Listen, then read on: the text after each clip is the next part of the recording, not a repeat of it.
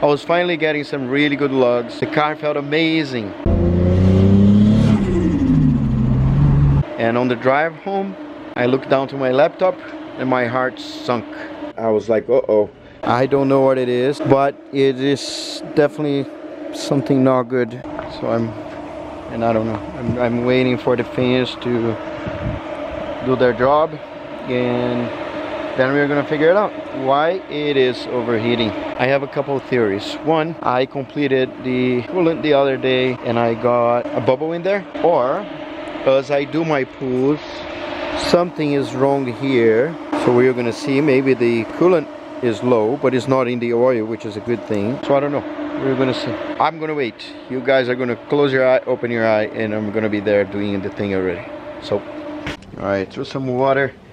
It cooled off a lot, and the water is empty.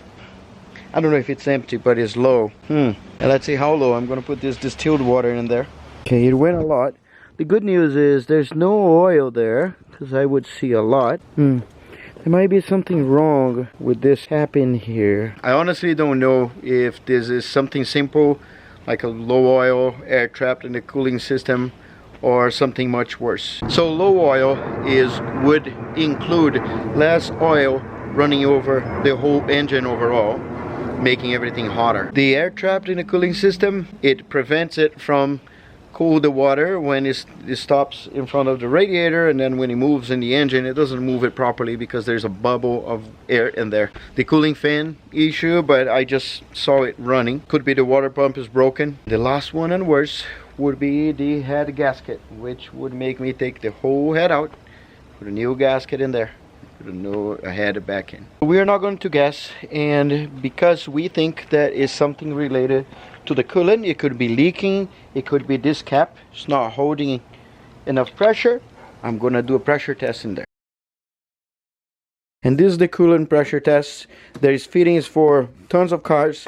The one we're gonna use is this one. So we're gonna remove the cap, we put the new cap in there. Now we plug this in and we start pumping. Okay, so I put a little over 20 psi. It is on the red. If it's good, I'm gonna come back like in 40 minutes, and if it stays on the same place, this is good, and this is gonna just be the cap. It's 411, and we still have the 21 psi or 1.4 bar. So it's 448, and we lost 1 psi. Look at that, pretty clear. So now I'm burping the system. You see, it's rusty, but there's no oil, which is a good thing. So I'm gonna wait for the water to circulate, get all this air out. I'm gonna turn off the engine, and we're gonna be good in there. So we're gonna go RPM.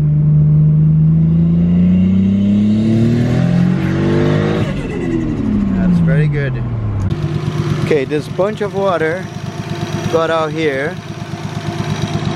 Oh wow, look at that. It is a lot. From where?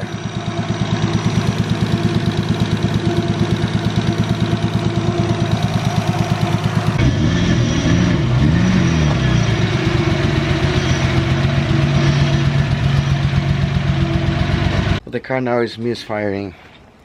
I can hear it. It works normal, but I can hear it.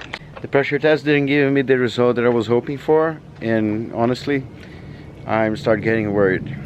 The next steps are going to be, we're going to do a compression test and a leak down test. Hopefully, this is not the second engine I've lost. I'll see you guys in the next video. And later.